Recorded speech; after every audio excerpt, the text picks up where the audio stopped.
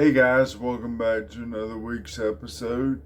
This week I decided to revisit something I did in the past, back when I was unable to speak. Still going through therapy. I did more of a slideshow back then, but I didn't voice it. So this time around, I kind of want to rehash that video and put a voice to it.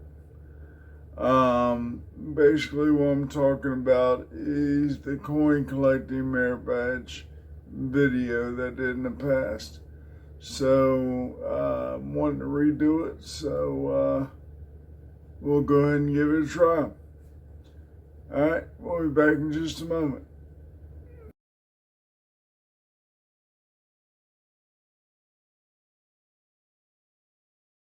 We will start with how a coin process begins. It starts with the legislation. Congress will pass laws to authorize the mint to make coins and medals certain designs and purposes. The most recent being adding George H.W. Bush recently to the presidential coins, or Barbara Bush to the first spouse gold coins. After that, it goes through a design process. After the mint has created what the coin needs on it, which is the design requirements, they have artists design different engravings, shall I say. And these engravings will actually go through a judgment process, and the mint stakeholders will review the designs. They will pick out their favorites.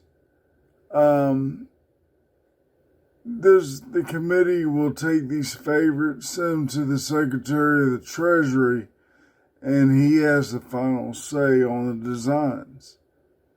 After the design is approved, they will render it from a sketch or a drawing to the engraving. They will make a plaster engraving of the coin.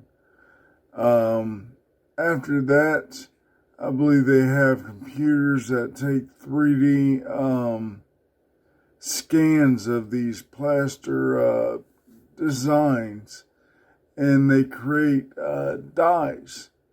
The dies will definitely be tested, and then once the test is approved, the mint starts to produce the coins. So once the coins are approved and the design is ready to go, they will take metals from mining, such as coppers, tin, gold, silver, whatever kind of required metals are for the coins.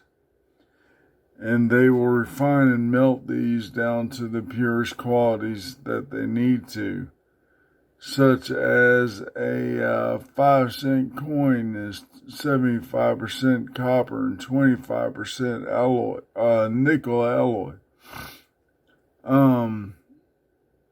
So they will put this together, and they will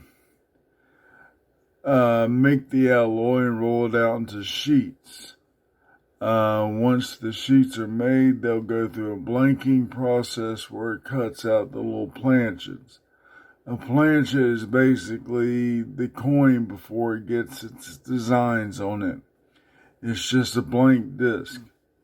The mint then passes the coin through the annealing oven to soften the metal in preparation for striking. The blanks then will be passed through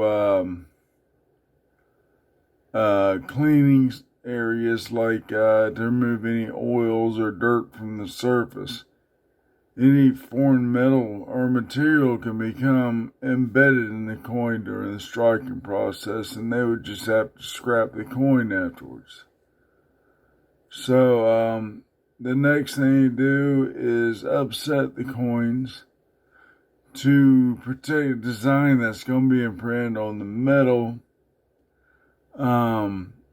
Each coin blank is passed through a machine that has a set of rollers that get a little smaller and smaller, and imparts raised metal rims from both sides of the coin blank, meaning it kind of raises the rims a little bit, so when it strikes, it sits inside that raised rim, and that raised rim will usually sit higher than the design, so if they're stacked or if they're rubbed around a surface, the design doesn't rub off.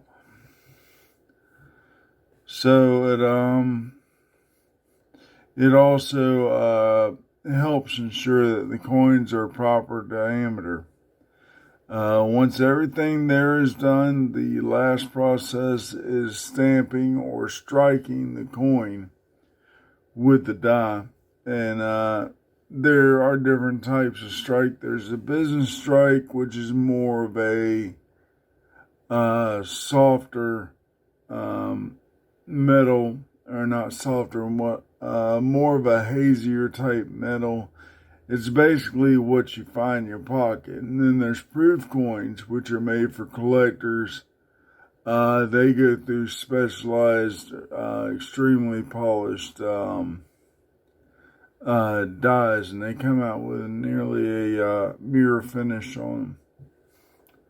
So as for the active U.S. mint facilities, you have the Philadelphia Mint, which was the first mint that opened in 1792, after the Act of 1792 that created the U.S. Mint and created one coin for all the colonies or all the states.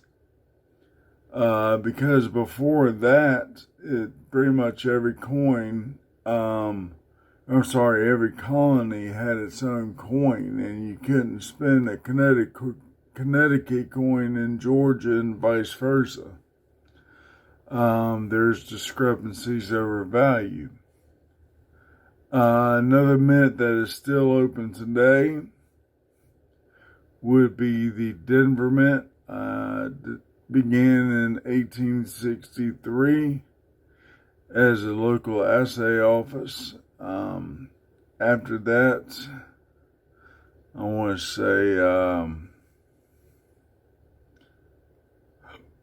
1906, I apologize. In 1906, they actually started making more and more coins for the western side of the U.S. Before that, the supplier for the western U.S. was San Francisco Mint. And during that time, it was more of a silver rush and things. I mean, a lot of the silver was coming out of the west there, and they needed a place to go ahead and make the money instead of shipping it all the way across the United States to make the money over here in Philadelphia. So until maybe the 1960s, they remained a supplying mint. But after 1860s, they became more of a proof set type mint, where they really didn't mint all the circulation coins. They minted more collectible coins. Also, West Point. West Point mainly mints more of our bullion, like our gold eagles, the gold buffaloes, the American Silver Eagle coins, the platinum and palladium coins, and stuff like that. Fort Knox is actually not a mint, but it is part of the U.S. Mint system. It is where the U.S. Gold Depository is. It's believed that there's I think 140 million pounds of gold there. I'm not sure. I'll have to look up that number again sometime. But mainly all the gold that is in possession of the U.S. government is at Fort Knox. And at one time, the U.S. dollar was backed by that gold.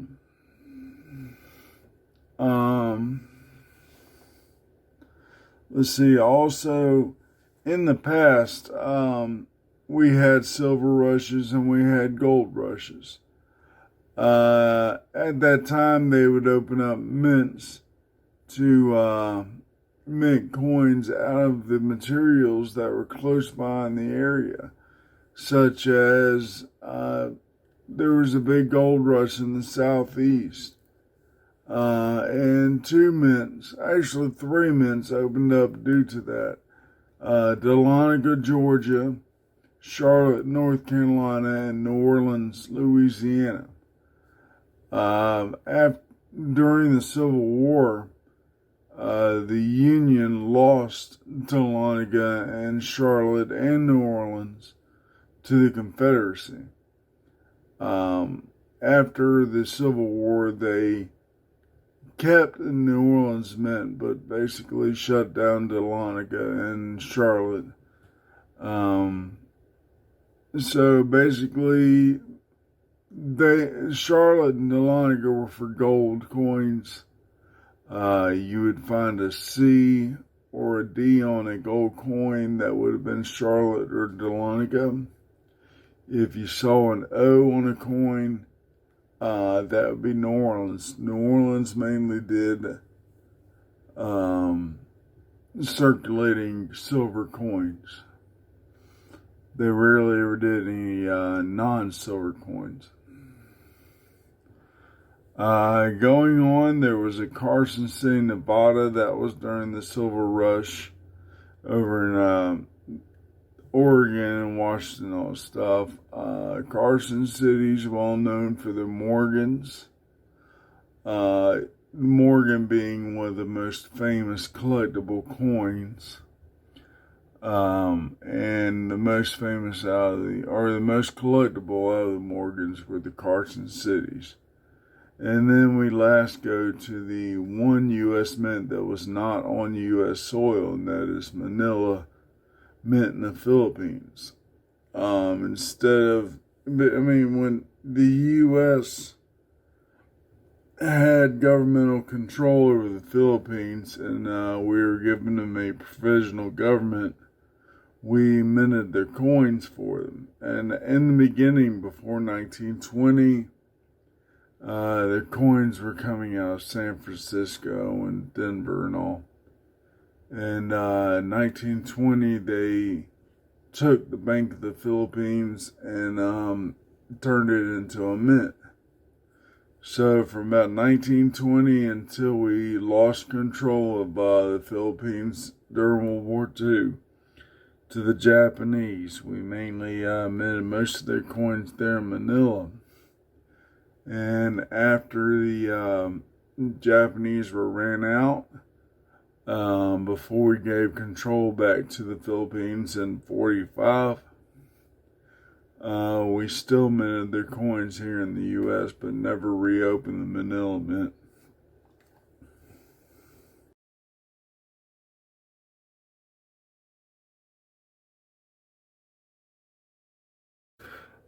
First term is obverse, which is the heads. This is the front, the obverse, the heads of a coin. With U.S. coins, it usually has liberty up front, the motto, "In God We Trust," the head of a president, and the date. And usually the mint mark. On quarters, it'll be right there above my thumb where the P is. The reverse, which is the reverse of a coin, the back of the coin, the tails. it usually has a detail on it. It has the United States of America, E pluribus unum, and the denomination of the coin being $0.25. Reading. So if you ever notice on the edge of a coin, there, I'm trying to get focus. Okay, on the edge of a coin, the notches. In the past, all the silver coins had to be reeded because people would shave the silver off of coins, melt it down, and make their own little silver nugget or something. To prevent this, I mean, back in the age of the ancient coins and stuff, they even did this, where you make the edge where if any of this is gone from being shaved off. I apologize. Every time I move it, I lose focus on it. But if any of this is shaved off, the coin is null and void. At that time, the coin was actually worth its weight in the metal. Cents, and yes, I say cents because the U.S. did not make pennies. They made cents. Penny comes from England, part of their crown system. But cents were made of copper, and at one time they were larger than our normal cents now. They're about between size of a quarter and the size of a $50. Their weight in the copper they were made of was 1 cent. When the copper got more expensive, they went down to a smaller cent size. The nickel at one time was a half dime. It was literally a 1/2 the weight of a dime. So anyway, going back to the reading, it was a dime, the quarter, the $50, the dollar, silver dollar coin, even the half dime. They all had reading on it to show that they were made of silver.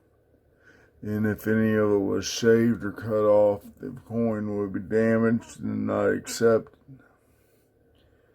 Clad. Okay, the difference between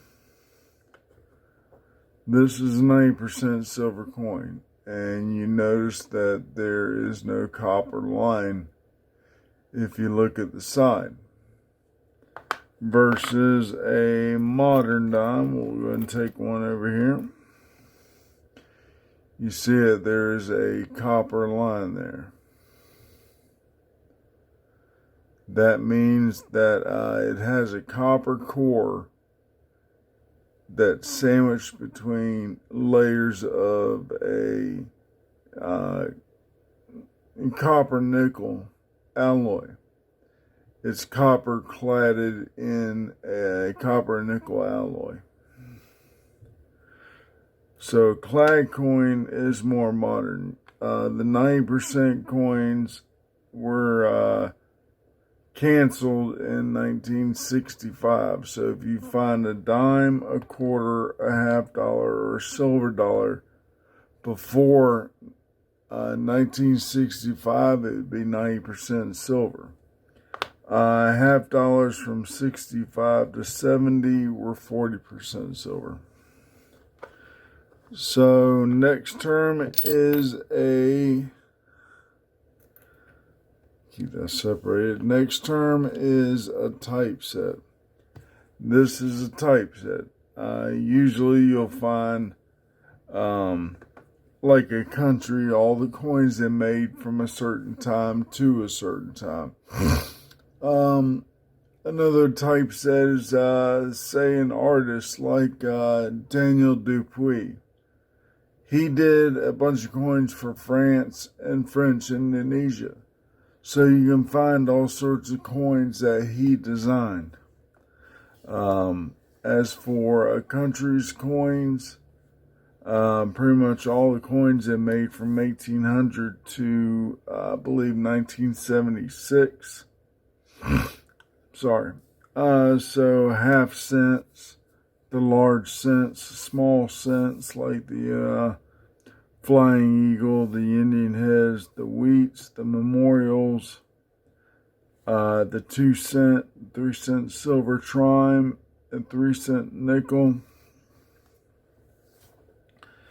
the half dimes, and the nickels, going from the Shield to the V nickel to the Buffalo nickels and Jefferson nickels that we have today. And then the dimes, going from your Liberties to the Seed Liberties, Liberty Heads, the Mercury dimes. That would be called a barber dime. Into the Roosevelt dimes. The 20-cent piece that they only made for like 3 years. All the quarters that they went through. The half dollars. Including the commemorative half dollars. Going into the dollar coins from the Liberty seeded silver dollars to the trade dollar to the Morgan Peace dollar and then the Ike dollar. And I have all my gold coins in a certain other safe right now. And then the 1976 and the 79 Susan B. Anthony. So that's showing one of every type from a certain time to a certain time. And you can find these for almost every country, or not every country, but most countries out there.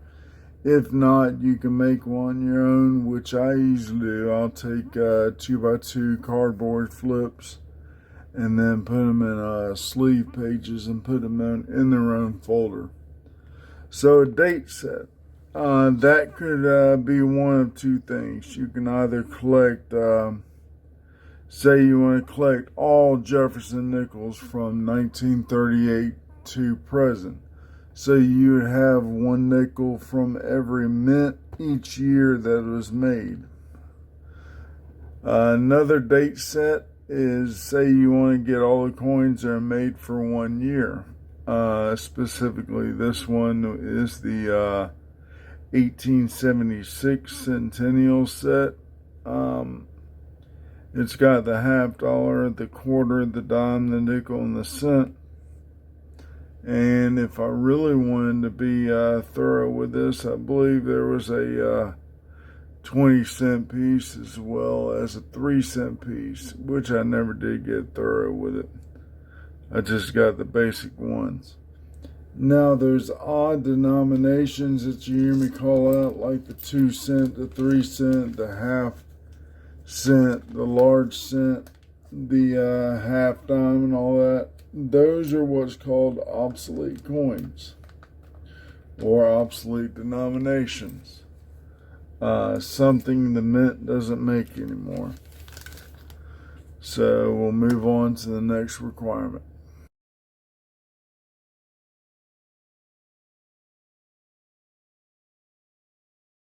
Proof. Why is it not a grade?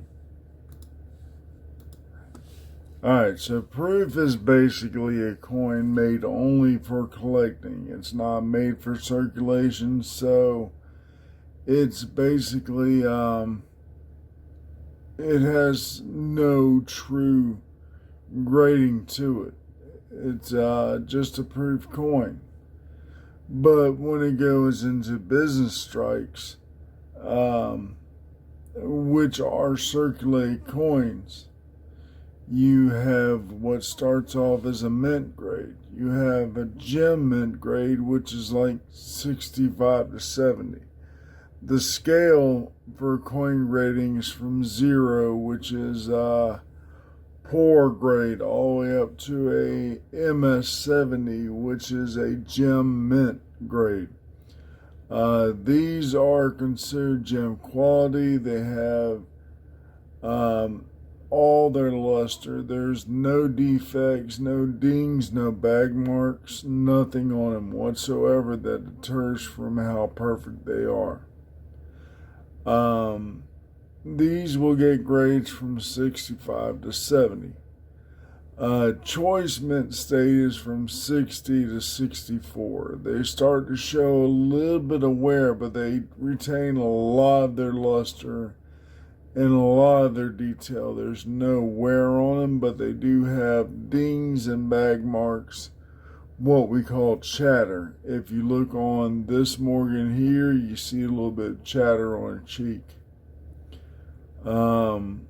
Also, toning can affect this, meaning that over time, silver will get a darker appearance to it and kind of like a rainbow appearance. About uncirculated, a lot of everything is still sharp, but there's signs of a little bit of wear. Usually on Morgans, you'll find that wear on the top of the hair above her ear or on the chest of the eagle on the reverse. Extremely fine. There's a lot of obvious wear, but not so much that it's more distracting. This is still considered a collecting stage in grading. Again, for a lot of the detail in the hair here and stuff are starting to go. Very fine indicates that there's still moderate, though less consistent wear. A lot around the high points and a little on the lower points. It's still very readable. The rim is still clean. The letters are still clean. So fine. You're starting to lose a little bit of detail in the face and also in the lettering. It's more moderate, but it's still evenly distributed wear. Clearly defined rim, readable legends, and clear devices showing some detail. Very good. Is the next stage down. It still has a full rim, and a lot of the device and features have lost a lot of detail. Most of the legends are easily readable despite significant wear. Good, heavy wear, but the major devices and features are still recognizable in their outlines. About good, AG. It's the type and date are both distinguishable, though worn out in spots and additional lettering is apparent, but fading away pretty well. Fair. This is right above poor. Fair is where there's severe damage, severe wear. Things are nearly faded out. The letters are starting to bleed into the rim. The rim is starting to fade away. You can't really tell where the rim is or anything. And poor, which is a 1 or 0. Basically, other than the size and weight, you really can't tell what the coin is. You can't read full words. A lot of the, you can only maybe see the outline of the head, but a lot of the detail, if not all, is gone. So that's that. Encapsulated coins.